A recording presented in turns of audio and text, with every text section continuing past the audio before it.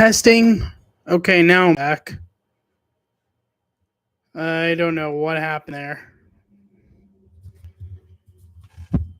Rerun it back.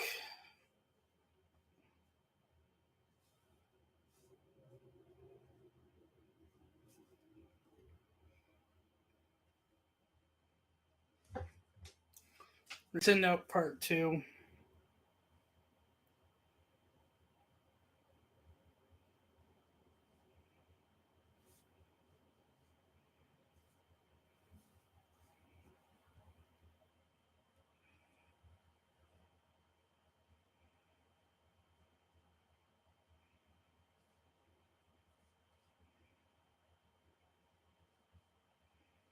Hopefully my mic will continue to work this time.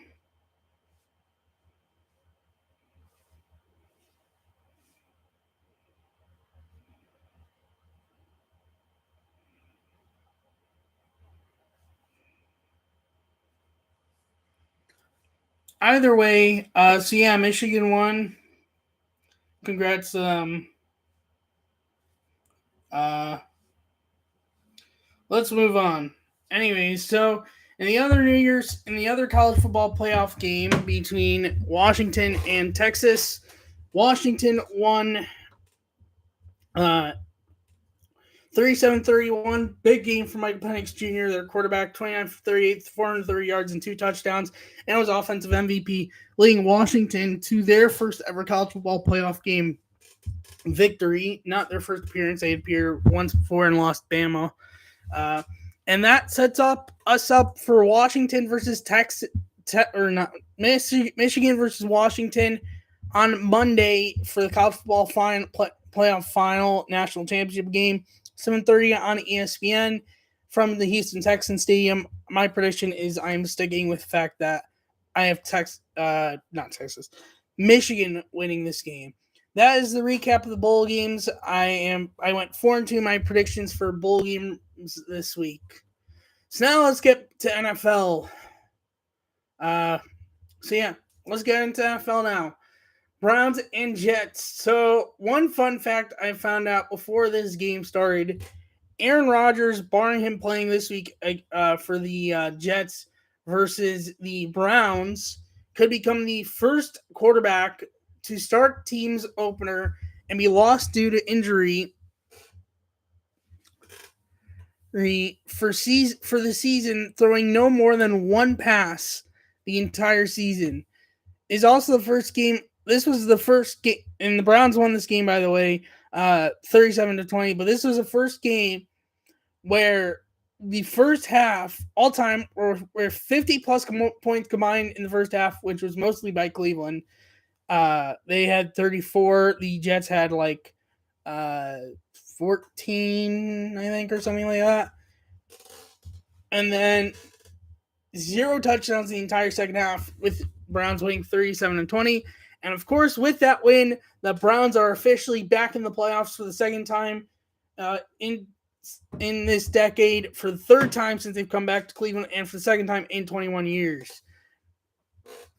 A lot of other historic notes for this game. Kevin Stefanski is first Browns coach to take Browns to playoffs twice in his coaching tenure with the Browns since Marty Schottenheimer of the 1980s. Back in the 1980s. David Njoku's 4 catches for 113 yards in the first quarter is most by a tight end, passing Travis Kelce, Cleveland Heights native Travis Kelce, with the Chiefs with 106 yards in 2016. Joe Flacco is the first Browns quarterback to throw for 300 plus yards in 4 games. Browns also, for the first time since 1989, will finish with a better record than the Steelers. Flacco's also And Kevin Stefanski is now the second coach in Cleveland Browns history with multiple 11-win seasons, joining the top-tier Browns coaching history, Paul Brown, which that's very elite tier. Cowboys-Lions, this game was a very good game, but not without a lot of controversy. Cowboys won this game 20-19, but to be honest with me, I don't think they should have won this game. Yes, Detroit botched a whole bunch of things, including leaving CeeDee Lamb wide open for a something yard touchdown, but so Lions get the touchdown, make it a 1-point game. They decide to go for 2, and they had 2 offensive linemen come in, one with one or both trying to be eligible, and he gets a 2-point conversion, but called back for illegal touch, as in that he was ineligible man downfield. But you can clearly see on replay they had indicated that he's there to be an eligible receiver. And then the Lions try again, almost got picked off, except call back on offsides on the Cowboys. Try a third time, incomplete. Dallas wins. So honestly, Dallas should not have won that game. Detroit should have won that game. But with the win, Cowboys have now won 16 straight at home. Jalen Reagor took the opening kickoff for the Patriots, 98 yards for a touchdown, but didn't matter in 27-21 loss to the Bills. Rasul Douglas had a 40-yard pick six in the win for Buffalo. Mason Crosby, being picked up by the Giants recently, missed what could have been a game-winning 54-yard field goal, leading the Rams over the Giants 26-25 and clinching a playoff spot for the LA Rams. Arizona Cardinals come back from down 14-3, 21-6, and 28-21 to beat the Philadelphia Eagles 35-31. Sidney Brown had a 99-yard pick six for Philly, but it did not matter at all. Baltimore rolled over Miami 56-19. The story of this game, it was back and forth early, and then Baltimore just started pulling away with it late first half and into the second half, and Miami just had no shot. They also lost Bradley Chubb to an ACL injury. There were some other injuries on both sides. I don't know much about the other injuries. With C.J. Stroud back, the Texans dominated the Titans 26-3, and with the Chiefs' 25-17 win over the Bengals, they have clinched the AFC West and finally getting another win on the season. That is it for the notes of this recap. This week overall, I went 11-5 in my predictions. I'm overall 159-97. Standings update: AFC, the Ravens in first place with their win, clinching the top seed, and the AFC North at a record of 13-3, followed by the 11-5 Dolphins, who have clinched a playoff spot, followed by the Chiefs, who of course clinched their division at 10-6, followed by the Jaguars at 9-7, who have not clinched the AFC South, and will come down to this week. I'm going to go into clinching scenarios in a moment. Followed by the Browns at 11-5, clinching a playoff spot, and they are pretty much set at the 5 seed. Followed by the Bills at 10-6, followed by a 4-way tie for 7th between the Colts, Texans, Steelers, and Bengals at 9-7, with the Texans and Colts still having a chance at the AFC South, and the others will just be fighting for the 7th spot in the AFC. And then the NFC, first place, the San Francisco 49ers, having cemented that they are going to be the top seed in the NFC at 12-4, followed by a 2-8 tie for second between the Cowboys and the Lions.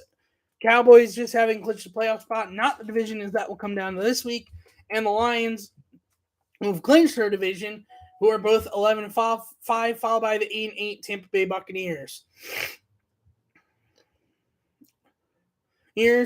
Followed by the Eagles, who have clinched a playoff spot, but not the division at 11-5, followed by the Rams, who clinched a playoff spot at 9-7, followed by a 3-way tie for 7th at 8-8, followed by the Vikings at 7-9, and the Falcons, who are 12th, but they still have a shot at the NFC South at 7-9. Everyone else is eliminated in either conference. Now for Week 18 predictions. So I have the clinching scenarios. I'm going to go over the games with predictions, and I'm going to go over clinching scenarios. So Saturday, there is going to be Saturday games this week, but no Thursday night, no Monday Night Football. Is just Saturday and Sunday. Saturday games, Steelers at Ravens. I have the Steelers. Texans at Colts. I have the Texans. Sunday games, Browns at Bengals. Honestly, because the Browns are going to be should be arresting a lot of players. Not sure if they're going to win this game, so I have picking Cincinnati. Vikings at Lions. I have the Lions, even though they'll probably be also resting a lot of their starters. Jaguars at Titans. I have the Jaguars. Jets at Patriots. I have the Jets. Falcons at Saints. I have the Saints. Buccaneers. Panthers at Buccaneers at Panthers. I have the Buccaneers. Bears at Packers. I have the Packers. Broncos at Raiders. I have the Raiders. Eagles at Giants. I have the Giants. Eagles, sorry. Seahawks at Cardinals. I have the Seahawks. Chiefs at Chargers. I have the Chiefs. Rams at Niners. I have the Niners. Cowboys at Commanders. I have the Cowboys. And Sunday Night Football for the battle for the AFC East. And the other might not even make the playoffs potentially. Bills at the Dolphins. I have the Bills. So now, clinching scenarios for this week. It's as simple as this. I guess not necessarily simple, but here's the scenarios. So, the Buffalo Bills, simply by winning, would clinch the AFC East division title. However, there's a scenario where they can clinch a playoff berth if they tie, or I think this also applies if they lose. But basically, Steelers have to lose or tie, Jaguars have to lose or tie, and the Colts and Texans have to tie, but that's probably not going to happen. The Texans clinched the AFC South with a win and Jaguars loss, but they could still at least clinch a playoff berth with a win, or they tie, Jaguars lose, and Steelers lose or tie. The Colts could get the AFC South with a win plus Jaguars lose or tie, or they tie and Jaguars lose, or they could at least clinch a playoff berth with a win, or if they tie and the Steelers lose or tie. Jaguars would get the division flat out if they win, or if they tie and Colts and Texans tie, but they can clinch a playoff berth with a tie and Steelers lose or tie, or Steelers lose, Broncos lose, Colts, Texans tie. Or doesn't end in a tie, sorry. And then Dolphins clinch the division with a win or a tie. Steelers get a playoff berth with a win or and Bills loss, or win and Jaguars lose or tie, or win and Colts Texans tie, or win or tie plus Jags lose plus Colts and Texans don't tie, or Jaguars lose, Broncos win, and Texans and Colts don't end in a tie. That is for the AFC. For the NFC, the Falcons can clinch the NFC South with a win and a Buccaneers loss. The Cowboys get the NFC East with a win or a tie, and Eagles tie, or if Philly loses.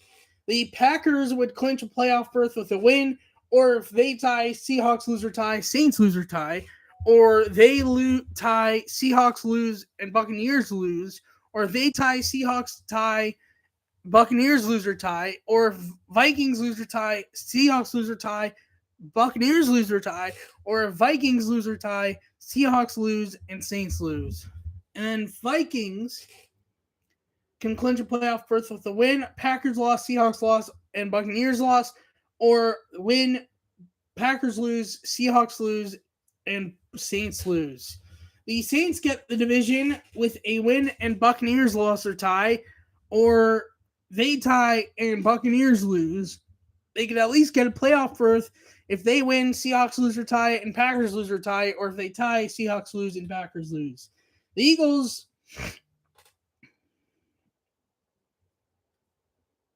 apparently didn't get the Eagles scenario. That's interesting.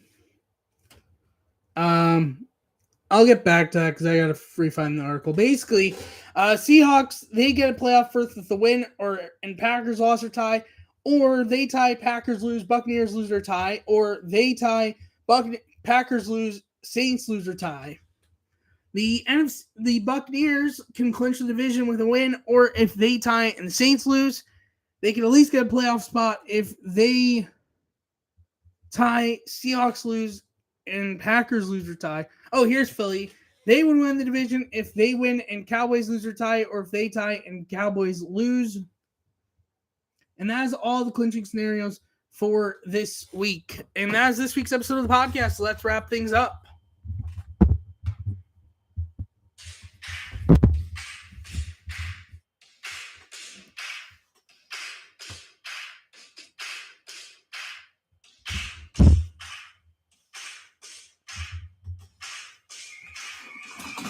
Thank you so much for watching and listening to this week's episode of Benny and Luke Podcast. On next week's episode, we'll have NFL Week 18 recap with NFL playoff predictions. We will have college football national championship game recap. And if there's any MLB news between now and then, we will get into that. Thank you so much for watching and listening. If you are new on YouTube, leave a like, hit the subscribe button, leave a notification button to notify when I go live and or post a video. If you are new on audio, follow the podcast, leave a review, hit the notification button to notify when I post on there. Thank you so much for watching and listening. And I'll see you next week's episode 109. Bye-bye.